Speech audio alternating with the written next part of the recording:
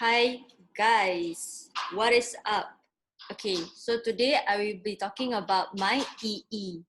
Okay, and my EE I buat in Malay. So the title of my EE is Pemikiran Futuristik Pengarang yang ditonjolkan dalam novel Tenggelamnya Kapal Van der Wijk, karya Hamka. So my research question is, sejauh manakah novel Tenggelamnya Kapal Van der Wijk menonjolkan pemikiran Hamka yang futuristik dibandingkan dengan mentaliti masyarakat Indonesia pra-kemerdekaan ketika itu? Okay, so basically what this means is, I nak tengok melalui novel Tenggelamnya Kapal Van der Wijk ni, how Hamka punya pemikiran yang futuristik, maknanya dia sangat ke hadapan, he's very almost predictive of the future macam tu. Dia ada pemikiran macam ni.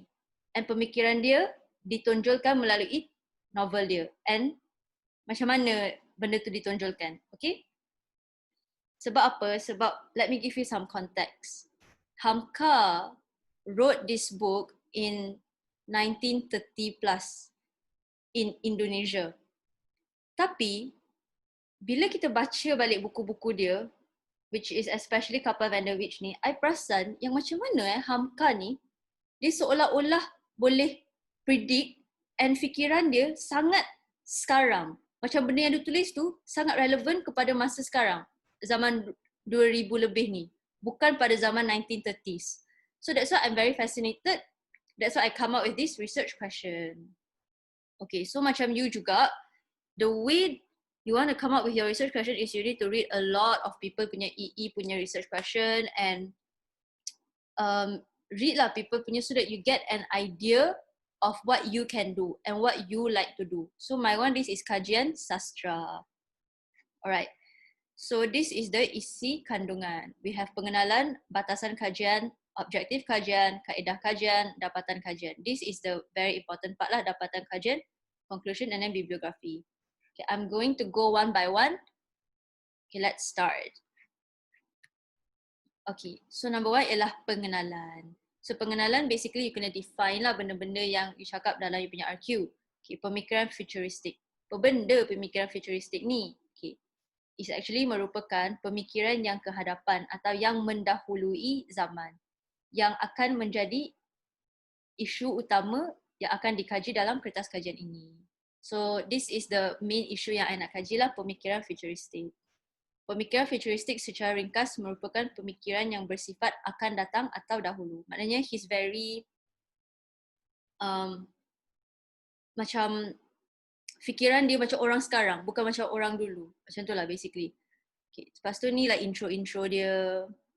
You can read yourself and then ni intro kepada Hamka himself. Okay, pengarang novel Tenggelamnya Kapal Van der Wijk, yakni Profesor Dr. Haji Abdul Malik atau lebih dikenali sebagai Hamka, merupakan seorang sastrawan serta ulama Indonesia yang tersohor dan berpengaruh sehingga hari ini.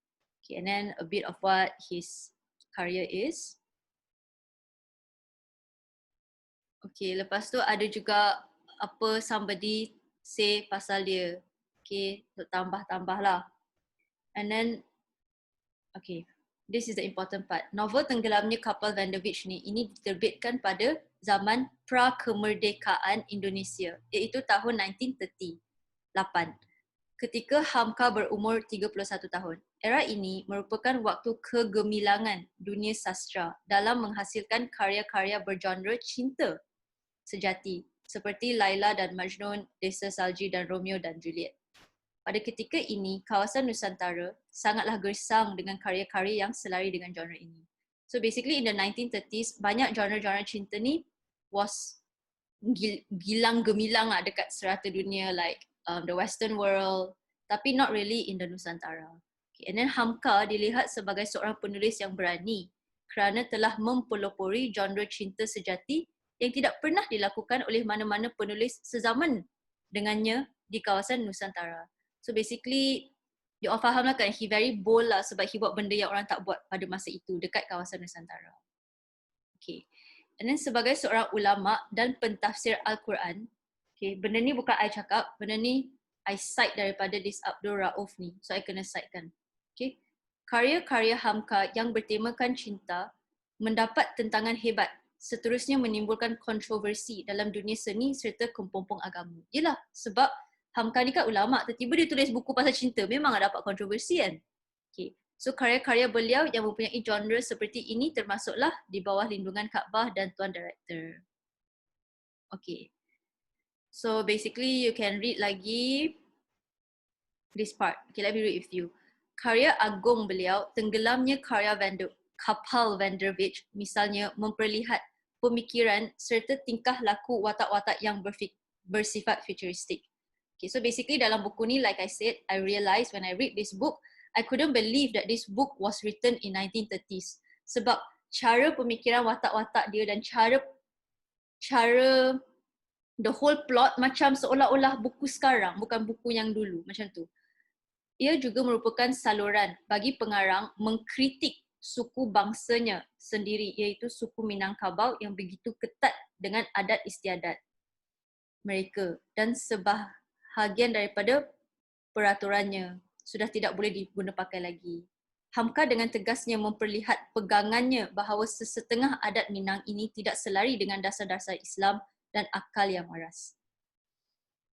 Malah, perkara yang ditegahkan dan dikritik dalam novelnya lebih 70 tahun yang lalu mendapat persetujuan generasi baru kini. So basically, apa yang I realise ialah, in the 1930s, dekat Minang, dekat Indonesia dulu, people don't really challenge atau question adat Minangkabau ni. Tapi dalam buku Tenggelamnya Van der Wijk ni banyak gila we can see yang Hamka mengkritik suku bangsanya. And benda tu memang orang tak buat tau pada 1930s tu. It's like you just don't do that, tapi Hamka did that. Tapi sekarang, after 70 years later, betul, banyak generasi baru yang mengkritik suku Minangkabau punya adat. So nampak tak macam Hamka seolah-olah boleh fikir 70 years ahead. Macam itulah. So Hamka seakan-akan telah menjalani kehidupan pada abad ke-21 dan kembali ke tahun 1930-an bagi menukilkan karyanya untuk menyedarkan masyarakat akan amalan adat Minang yang memerlukan perubahan. So inilah basically the idea of my whole EE. Okay. Pemikiran ini digambarkan sangat ke hadapan dan mendahului zaman kerana pada ketika itu adat Minang ini diterima pakai dan tidak pernah disoal. Like I said, people don't question the adat Minang, people just follow. In the 1930s, adat ini telah menjadi norma yang dipraktikkan oleh bangsa setempat. Atas rasional inilah pengkaji telah memilih novel ini untuk dikaji. Pengkaji is me, saya. Saya telah memilih novel ini untuk dikaji. Sebab inilah saya nak kaji novel ni. Okay. So now you all know kenapa I pilih this RQ. Okay. Dengan itu, tajuk kajian yang ingin dikupas ialah pemikiran Hamka yang futuristik. Excuse me.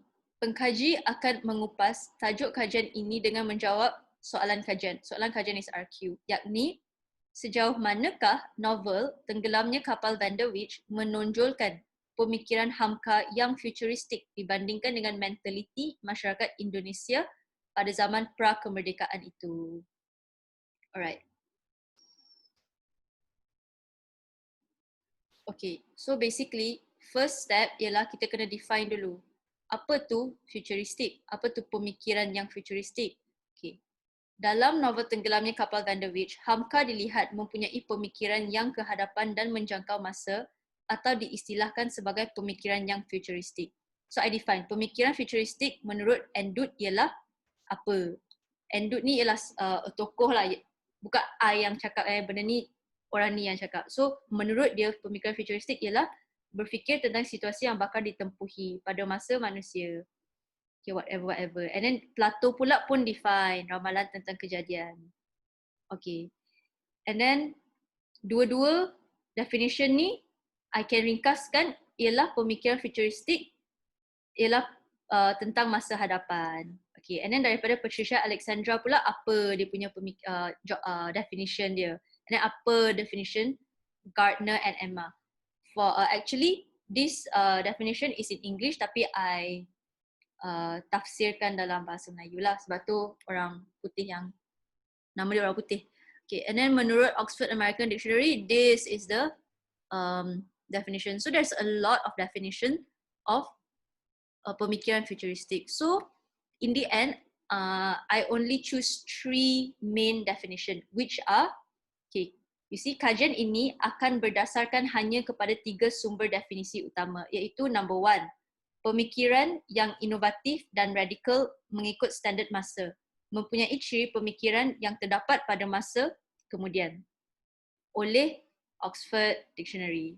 Okay, and then second definition of pemikiran futuristik yang I took in my EE is melepaskan diri dari kongkongan masa yang sedang dilalui dan melihat pada masa hadapan, yang diberi oleh this person.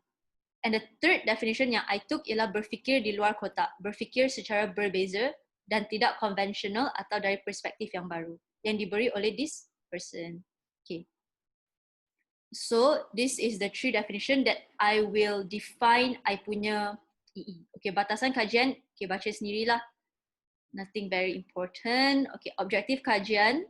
Okay, you pun boleh baca sendiri apa objektif kajian I. And then kaedah kajian. Okay, I rasa you boleh baca sendiri how my kaedah kajian I. Okay, this is a very important part. Dapatan kajian. This is your core, your isi of your EE, okay? Okay, so before I start my EE, I actually read the whole book, Tenggelamnya Kapal Van der Wijk, a few times.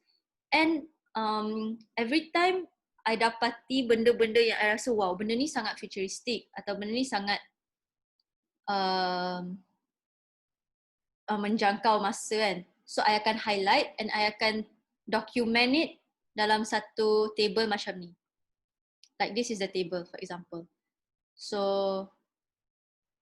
for example, definition yang kedua tadi, yang ketiga, iaitu melepaskan diri dari kongkongan masa yang sedang dilalui dan melihat pada masa hadapan. Okay. So ni definition dia. Dan I cakap, masyarakat Indonesia pada tahun 1920s, 1930s, okay, masyarakat tu macam mana, and then novel tu macam mana, and then masyarakat kini. So maknanya, in the 1930s, diorang fikir macam ni. And then dalam novel Tenggelamnya Kapal Van der Wijk, yang Hamka tulis,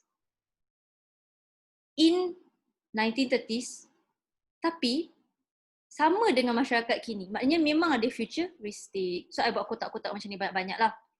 So for example, let's see this example yang I use. Okay. Jika diperhalusi, definisi pertama iaitu this one, inovatif dan radikal mengikut standard masa, mempunyai ciri pemikiran yang terdapat pada masa kemudian. Okay, this part here I define. What does all this mean? Okay, so in this definition ada 3 elemen yang penting, iaitu inovatif. And then cakap, inovatif tu apa? Pemikiran yang macam mana? Okay, whatever. Kedua ialah radikal. Radikal ialah apa? Radikal dalam konteks ini bermakna mempercayai dan mengekspresi kepercayaan bahawa ada perlunya perubahan yang major terhadap keadaan sosial serta politik semasa. Dan yang terakhir ialah pemikiran yang mempunyai ciri yang terdapat pada masa kemudian. So dalam satu definition ni ada 3 elemen. So I define, break it down these 3 elemen. Okay? So in short, ini bermakna buah fikiran, mentaliti serta cara berfikir pemikir mempunyai ciri-ciri yang hanya terdapat pada kemudian waktu dan tidak berlaku pada zaman pemikir sendiri. Maknanya benda yang dia fikir tu ialah benda yang orang akan fikir in kemudian waktu, not pada era dia sendiri. Okay? So Hamka memiliki pemikiran yang radikal mengikut standard masa. Okay? Dan dimanifestasikan melalui tindakan dan ungkapan watak-wataknya dalam novel ini. Okay. So macam mana? You kena buktikan macam mana pemikiran Hamka ni radikal mengikut standard masa. Okay. So story dia start macam ni. Pada era penerbitan serta latar masa novel ini, okay, in the era penerbitan which is the 1930s, and also the latar masa novel ini which is also in the 1930s, jurang antara suku Minangkabau dan suku-suku lain di Indonesia sangat tebal. Maknanya, orang Minangkabau ni sangat ada gap dengan puak-puak lain. Hingga kan pernikahan yang sah antara suku yang berbeza dilihat sebagai sesuatu yang tabu dan tidak diamalkan ketika itu. Okay. So benda ni bukan I yang cakap, you kena cite it from somewhere. Hal ini dijelaskan oleh T. Abdullah. So you kena citekan dia. Memang T. Abdullah cakap, okay, pada awal abad ke-20, suku Minangkabau merupakan suku yang sangat ketat dengan adat istiadat. Perkahwinan antara suku berbeza sangat ditegah dan dilarang. So benda ni bukan I yang cakap, benda ni orang ni yang cakap. Okay? Alright. So keep in mind yang in the 1930s in Indonesia, orang Minangkabau ni takkan kahwin dengan orang suku-suku lain.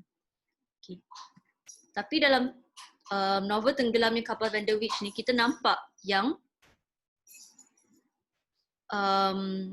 Hamka telah mencabar adat yang melarang percintaan antara suku Minangkabau dan suku lain. Macam mana? Sebab dalam buku tu dia ada tulis perkahwinan antara bapa Zainuddin dan mak Zainuddin. Bapa Zainuddin ni bersuku Minang and mak Zainuddin ni berketurunan Melayu. Okay, so dia orang memang kahwin and perkahwinan tu memang ditegah pun and memang orang semua tak suka. Dibuktikan melalui novel tu sendiri. You kena citekan novel tu sendiri, iaitu perkahwinan ayahmu tidak dipersetujui segenap keluarga sehingga nenekmu Daing Manipi dibenci orang dan perkahwinan ini memutuskan pertalian keluarga. So basically I cakap you dah citekan this thing from the book, from the novel, and then you can explain what does this thing mean, apa konteks dia kan. So basically macam ni, melalui petikan dialog ini jelaslah bahawa tindakan ibu bapa Zainuddin melangsungkan perkahwinan mereka bukan sahaja merupakan perbuatan yang di luar norma masyarakat, malah mendapat tentangan hebat daripada keluarga terdekat dan komunitinya. Malah watak Daing Manipi, yakni bapa kepada ibu Zainuddin yang merupakan orang yang berpengaruh dan disegani kaumnya, dibenci hinggakan ada yang memutuskan hubungan dengannya kerana tindakan anak perempuannya yang radikal menurut standard masa ketika itu. So perbuatan diorang ni yang kahwin berlainan suku in the 1930s in Indonesia is something that is so macam tak boleh, memang orang tak boleh terima benda ni. Tapi sekarang benda tu dah boleh diterima. So you see, perbuatan mereka yang berkahwin antara suku yang berbeza, namun apa yang dilakukan adalah amalan yang lebih diterima dan dipraktikkan masa kini seperti yang dihujahkan oleh A. Hestiana pada tahun 2014. Which is this person cakap, this is a tokoh yang dia cakap, okay, in 2014 orang memang kahwin suku lain-lain pun. Pernikahan antara suku Minang dengan suku lain sudah lebih diterima dan menjadi normal. So jelaslah, nampak sangatlah yang macam dalam buku tu, kalau you baca buku tu, you akan rasa macam, wah buku ni sangat 2000, bukan sangat 1930s. Sebab idea-idea dan benda-benda yang watak tu buat dalam buku Tenggelamnya Kapal Van der Wijk sangat menggambarkan orang sekarang. Bukan benda-benda yang orang dulu buat. Macam tu lah. Okay, so jelas bahawa Hamka mempunyai pemikiran yang radikal kerana dapat menukilkan kisah cinta, bahkan perkahwinan antara dua insan yang berlainan suku. Sedangkan pada waktu penulisan novel ini, perkara ini sangat ditegah dan tidak langsung terfikir dan tidak berani difikir oleh masyarakat ketika itu kerana tidak sanggup menanggung akibat padah melawan adat Minang. Okay. So penulisan Hamka ini didorong oleh keyakinan terhadap perlunya perubahan mentaliti masyarakatnya ketika itu. So kenapa Hamka boleh berani sangat tulis benda yang agak radikal menurut norma 1930s? Sebab dia rasa mentaliti masyarakat dia kena berubah. This is like kena berubah. Sebab tu dia tulis benda macam tu. Okay. So you can read yourself. And then kini masyarakat Minang menjadi lebih terbuka untuk menerima pernikahan yang berlainan suku. Malah ia telah menjadi norma masyarakat itu. So all these thing again yang bukan from my brain, I kena cite. Okay, so basically this is what I did. I had banyak isi lah. I rasa I'm not gonna explain everything, tapi I rasa you boleh baca sendiri. Okay, so this is from the same definition, tapi contoh yang lain, iaitu mengkritik secara telus kekhilafan adat Minangkabau. Okay, I rasa you boleh baca sendiri. But basically dia macam ni. Orang dulu dia takkan mengkritik adat Minangkabau macam tu terang-terang, dan takkan buat benda macam tu. Okay, in the 1930s. Tapi dalam buku Tenggelamnya Kapal Van der Wijk tu, seorang watak tu memang dia question adat Minangkabau ni. Okay, and then sekarang in today's society memang banyak orang pun question adat Minangkabau ni. So nampaklah yang Hamka ni mempunyai pemikiran futuristik, sebab in the 1930s pun dia dah boleh tulis something yang sangat futuristik lah. Basically orang sekarang je yang buat benda tu. Okay, so you boleh baca sendiri. Okay, I'm gonna go slow. You can pause and read. Okay, so like I said, everything yang I cite from the book, I akan cite macam ni. Okay. Tenggelamnya Kapal Van der Wijk, page berapa. Okay, and then lepas you dah tulis ni, you kena explain what is this line. Sebab orang yang tak baca buku tu takkan faham. So you kena tulis apa konteks this benda yang you cite ni. So that's what I did here. Okay. So you boleh baca, you boleh baca, you boleh baca.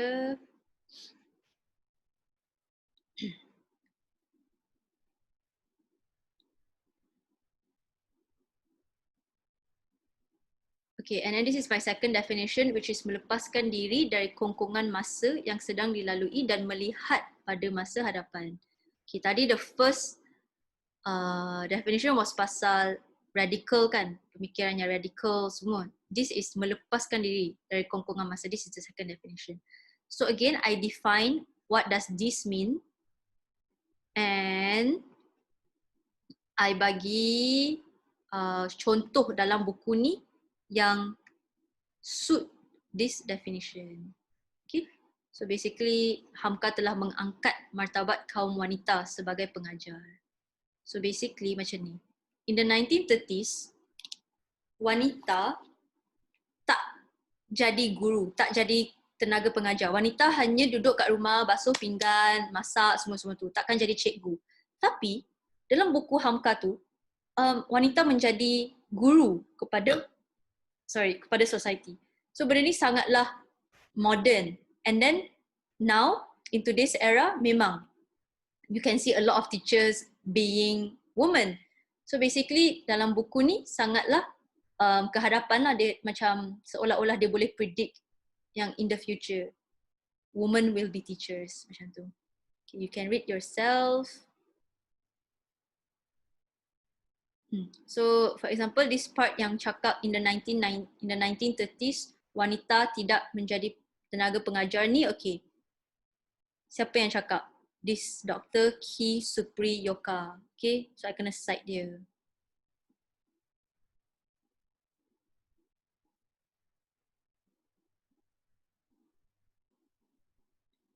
Okay, lepas tu this is in the book Tenggelamnya Kapal Van der Wijk, iaitu perempuan mengajar. Okay, and then this is now, which is banyak perempuan jadi pengajar. Alright, so dari this bukti-bukti kita boleh nampak yang Hamka memang futuristic dalam pemikiran dia. Okay. So I did this for all the important isi yang I found. So this is another one, which is lelaki berguru dengan wanita. So tadi ialah wanita jadi guru kan. So now lelaki pula berguru dengan wanita. So yeah, in the 1930s, macam kan ada banyak sexism semua tu kan. So macam kalau lelaki ni, memang tak nak berguru dengan wanita. Sebab dulu kan macam ada jurang jantina semua. So like that lah. I think you can read yourself. Macam tu. Okay. And then the third definition ialah I talk about berfikir di luar kotak. Berfikir secara berbeza dan tidak konvensional atau dari perspektif yang baru. So, I define again apa benda ni, okay. And then contoh daripada the novel, which is Konsep Berdoa. I rasa you can read this. I think it's kind of interesting. Okay. Okay lah, let me just tell you what is this, okay. So basically, konsep berdoa ni, in the 1930s, people always think berdoa ialah kita minta something daripada Allah, okay, which is not untrue, it is true. Berdoa ialah kita berhajat dan kita berminta something kepada Allah. Tapi in the novel ni, Kapal Van der Wijk, I realise banyak kali bila watak dia berdoa, dia bukan minta apa-apa pun daripada Allah, tapi dia hanya berkomunikasi dengan Allah. Dia hanya mengekspreskan feeling dia. That's all. Dia tak minta apa-apa pun. So, dia I fikir, yang tu kira berdoa ke? Yang tu bukan hanya bercakap ke? Tapi rupa-rupanya in today's definition, macam yang Profesor Dr. Noman Alihan cakap, doa ni adalah communication with Allah. It's not just asking from Allah. So nampaklah dalam novel Kapal Van der Wijk ni, dia punya Hamka ni, dia punya pemikiran sangatlah di luar kotak, tak konvensional. Kita ingat dari perspektif kita ni, oh doa tu ialah minta je daripada Allah. Tapi dalam buku ni dia cakap, berdoa tu ialah berkomunikasi dengan Allah, bukan hanya meminta. Hanya berkomunikasi tu pun adalah doa. So nampaklah yang betul Hamka ni mempunyai pemikiran yang di luar kotak. Macam itulah. I think you can read yourself. Okay. So basically itulah my whole EE is about. And then konklusi dia, konklusi I just conclude everything back dalam more ringkas form. I think you can read yourself. Okay, take time lah to read since you have time kan now. Tak ada benda nak buat. Alright. So that's all. And then this is my bibliography. Alright, that's it. Thank you.